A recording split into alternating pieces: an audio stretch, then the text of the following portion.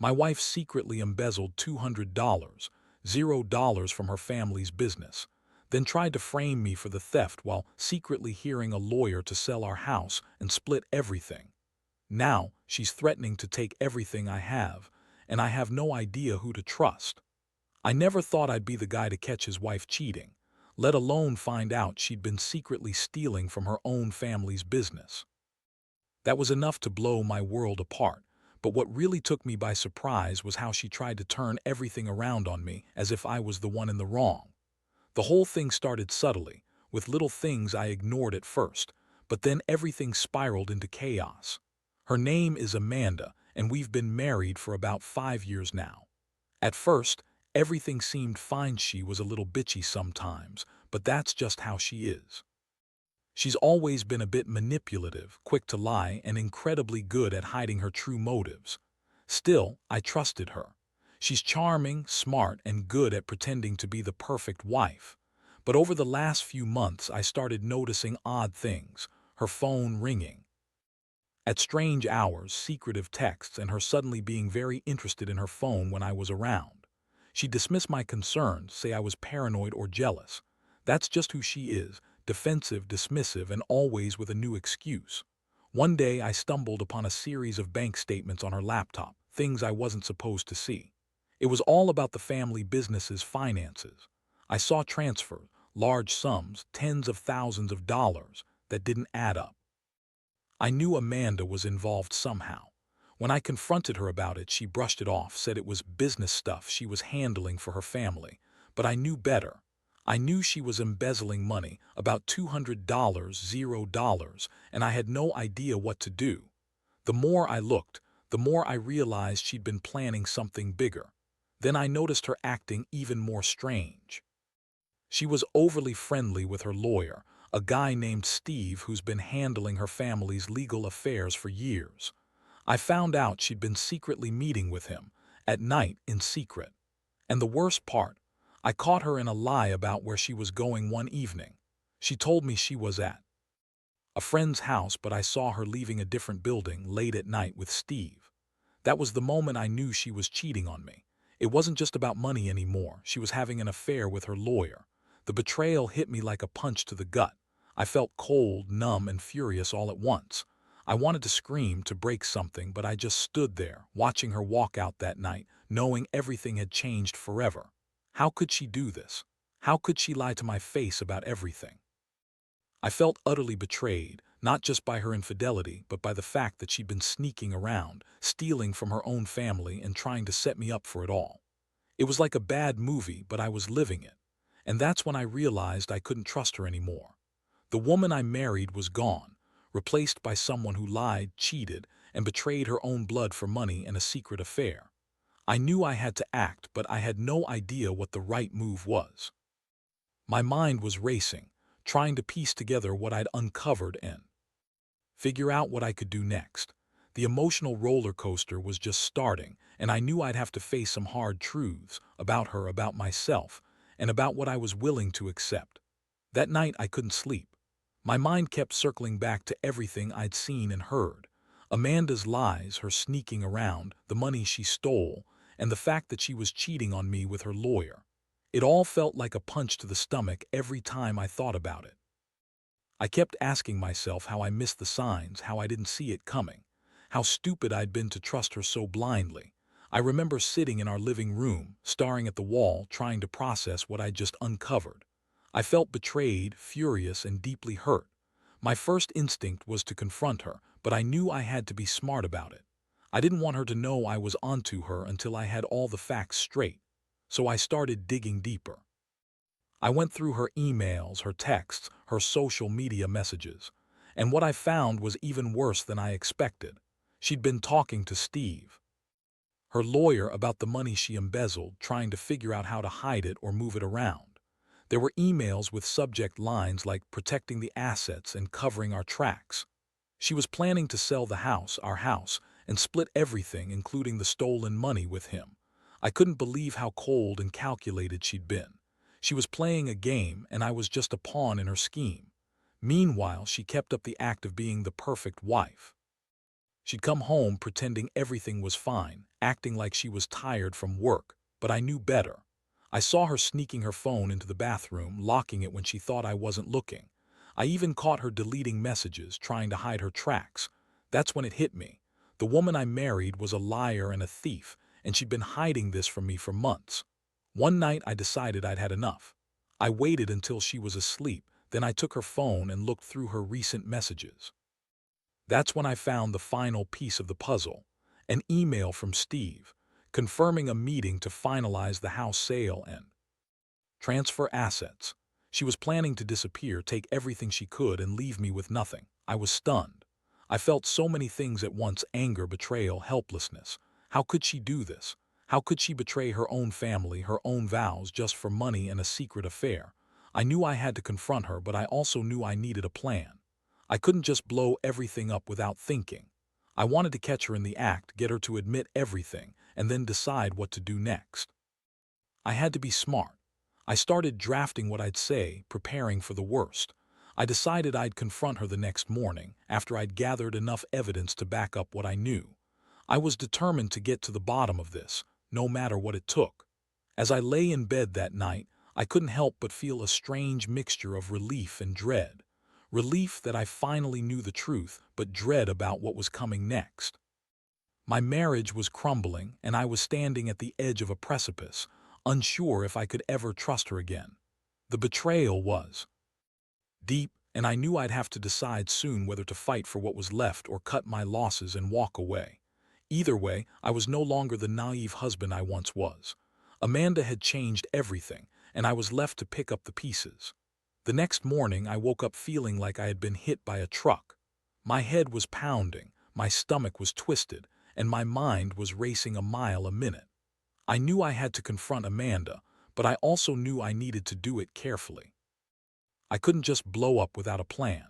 I decided to wait until she left for her work appointment, which I now knew was just her meeting with Steve to finalize the house sale and transfer the stolen money. I needed to catch her in the act, or at least get her to admit what she was up to. I spent the morning gathering everything I had uncovered. I printed out some of the email exchanges, saved the bank statements, and made sure I had all the evidence I needed. I also called a lawyer friend I knew from college, just to get some quick advice. I explained the situation, and he told me I had a strong case if I decided to go to the authorities or take legal action. I didn't want to jump to that just yet, but I knew I had to be prepared. Around noon, Amanda finally left the house, claiming she had to meet with her clients for work. I watched her leave in her usual fake cheerful manner, but I noticed her nervously glancing at her phone as she walked out the door. That was a good sign. I was pretty sure she knew I was onto her, or at least suspected I was. As soon as she was gone, I grabbed her laptop, her phone, and the printed evidence. I needed to be ready. I waited about 30 minutes, then I followed her to the meeting spot. She was supposed to meet with Steve at a coffee shop downtown. I parked a few blocks away and watched her walk in. She looked tense, checking her phone constantly. I felt a strange mix of satisfaction and dread. I was finally about to get proof of her betrayal, but I also knew that things could get ugly fast. While she was inside, I slipped into a nearby cafe. I kept my phone ready to record just in case I needed it. I also sent a quick message to a friend I trusted, telling him I might need backup. I wasn't planning to do anything violent, but I knew Amanda was dangerous in her own way. If she found out I was spying on her, she might go into damage control mode or worse. About an hour later, I saw her come out, looking visibly relieved but still nervous. She hurried into her car and drove off. I followed at a safe distance, watching her head toward the house. When she pulled into the driveway, I parked around the corner and took a deep breath. This was it. I was about to confront her, or at least get her to admit everything. I didn't know what she'd say, but I was ready for whatever came next. I approached the house carefully, trying to stay calm. I didn't want her to suspect I was waiting. I entered quietly, pretending I was just coming home from work. As I stepped inside, I saw her sitting in the living room, nervously scrolling through her phone. She looked up as I entered, her face quickly shifting from nervous to defensive. I could tell she knew I was onto her. "Hey," I said, trying to keep my voice steady. "We need to talk." She looked at me with that fake innocent smile she always used when she was lying. "What's there to talk about? I told you I'm working late today." I pulled out the printed emails and bank statements from my bag.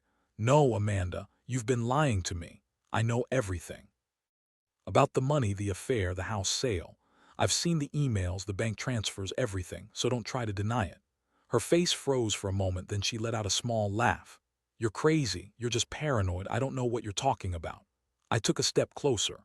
"Don't lie to me. I followed you today. I saw you meet with Steve. I have the evidence. You've been planning to leave me, take the money, and run. How long have you been cheating on me? How long have you been stealing from your own family?" Her eyes flicked nervously, and she quickly tried to change the subject. "This is all a misunderstanding. You're overreacting. I was just talking to Steve about some legal stuff, nothing more." I shook my head in disbelief. "Don't lie anymore. I know about the affair, Amanda. I know about the stolen money, and I know you're planning to sell the house and split everything. You're a liar, a thief, and a cheat. How could you do this to me, to your family?" Her facade cracked for a moment and she looked furious. "You think you're so smart, don't you? Well, I've got news for you. You're not innocent either. You've always been so controlling, so jealous. Maybe if you weren't so paranoid, this wouldn't have happened. Maybe if you gave me some space, I wouldn't have to cheat to feel alive." That was the moment I realized her lies were endless. She was trying to turn everything around, make me seem like the bad guy. But I wasn't going to let her. I was done being manipulated. I told her I was done with her games, that I was going to call her family, tell them everything. That I wasn't going let her get away with this. The fight escalated quickly. She started yelling, accusing me of being a controlling, insecure husband who couldn't handle her success. She called me a jealous idiot, a loser who had no idea what she was going through. I felt my blood boiling. I had never felt so betrayed in my life. This woman, who I loved and trusted, had been lying, stealing, and cheating on me behind my back. I knew I had to do something. I couldn't let her destroy everything I had worked for. I had to protect myself and my future. The question was, what was I going to do next? I felt like I was standing at a crossroads, with everything I thought I knew crumbling around me. My mind was racing, trying to figure out how to get out of this mess, how to save what little dignity I had left. After that explosive confrontation, I felt like I was walking on a tightrope with no safety net. Amanda's lies kept pouring out, trying to twist everything, but I had enough evidence to shut her down. Still, I knew I couldn't just storm out or call the cops without a plan. I needed to think, to strategize, because I was dealing with someone who was manipulative, dangerous even in her own way. I told her I was done talking and that I was calling her family, not to accuse her outright, but to let them know what was going on. Her face twisted in anger and she started crying, begging me to listen, to give her a chance. But I was past that point. I felt numb, betrayed, and furious. I didn't trust her anymore. I couldn't. I went to the bedroom, grabbed my phone, and dialed my brother, Mike. I needed someone on my side, someone who knew me well enough to understand what I was going through. I explained everything quickly: her stealing money, the affair, her plans to sell the house, and how she was trying to turn it all around on me. Mike listened carefully, then told me to stay calm, to gather all the evidence I had, and to be ready for whatever she might do next. While I was on the phone with Mike, Amanda was still in the living room, crying and screaming at me to stop.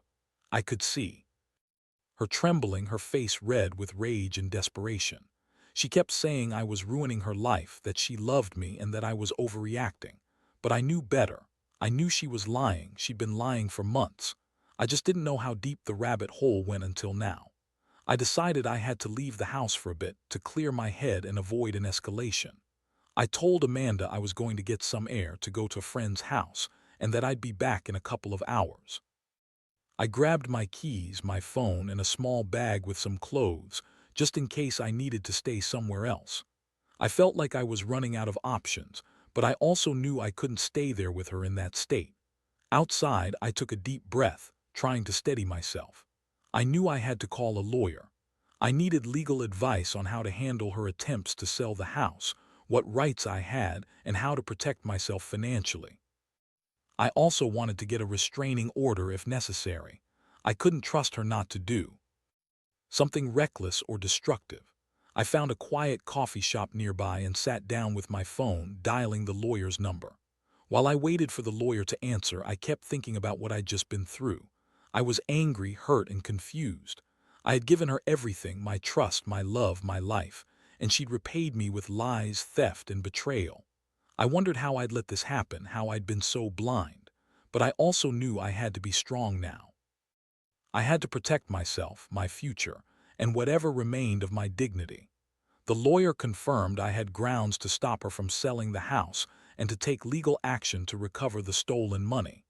He advised me to document everything and to avoid any direct confrontations unless I had a witness or a police officer present.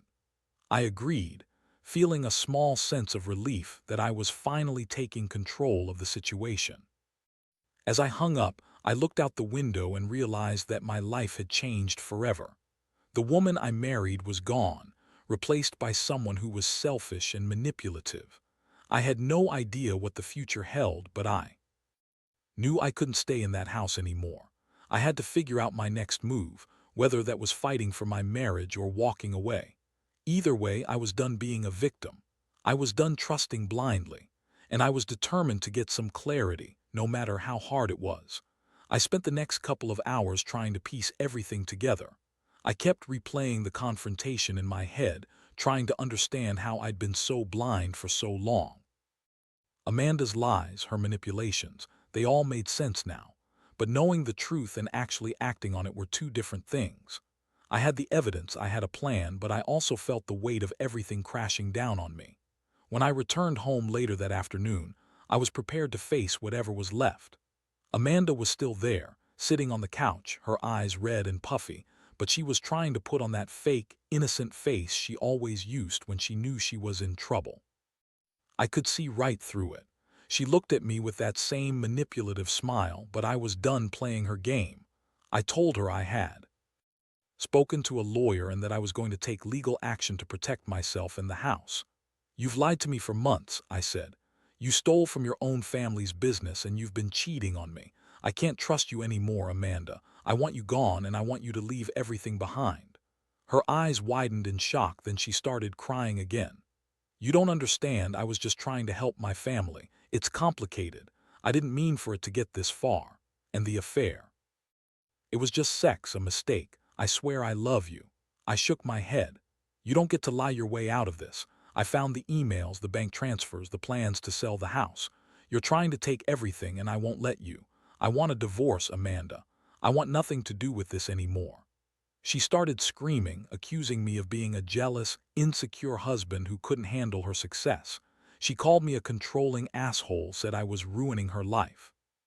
But I wasn't listening anymore. I'd heard enough lies. I grabbed my phone and called the lawyer again to start the legal process.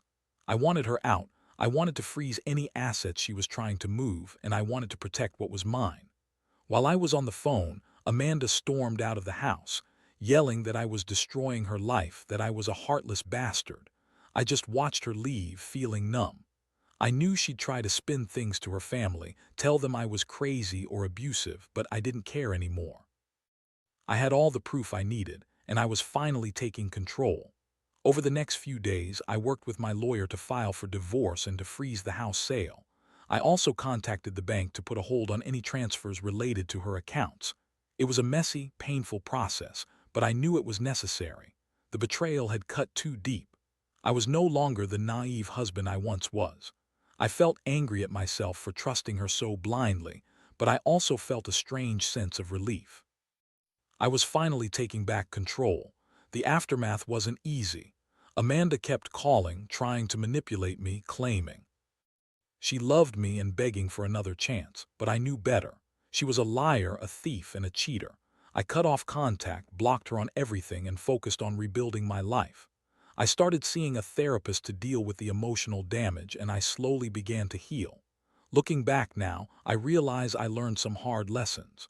Trust is fragile, and betrayal can come from the people you least expect. You have to be vigilant, and sometimes you have to fight to protect yourself. I don't know what the future holds, but I do know I'm stronger than I thought, and I'm finally free from her manipulations. If there's one thing I want anyone reading this to take away, It's that no matter how much you love someone, you can't ignore the signs of betrayal. You have to stand up for yourself, even if it means losing everything. Because in the end, your integrity and your peace of mind are what matter most. In the days that followed, I felt like I was slowly rebuilding a life that had been shattered into pieces. The house was quiet now, too quiet. Amanda was gone, and with her, the illusions I had clung to for so long. I kept asking myself how I could have missed all the signs, how I let her manipulate me for so long. But I also realized that I was better off without her, free from her lies, her theft, her betrayal. I started focusing on myself again. I went to therapy, not just to process the emotional fallout, but to understand how I could trust myself again after everything. I also took steps to secure my finances, making sure I wouldn't be blindsided like I was before. I learned that being vigilant isn't about suspicion. It's about self-respect and protecting what's yours. One thing I didn't expect was the way my perspective on relationships changed. I used to believe in unconditional love, that if you loved someone enough, everything else would fall into place. Now I see that love isn't enough to survive betrayal. Trust has to be earned and maintained. Without that, everything crumbles.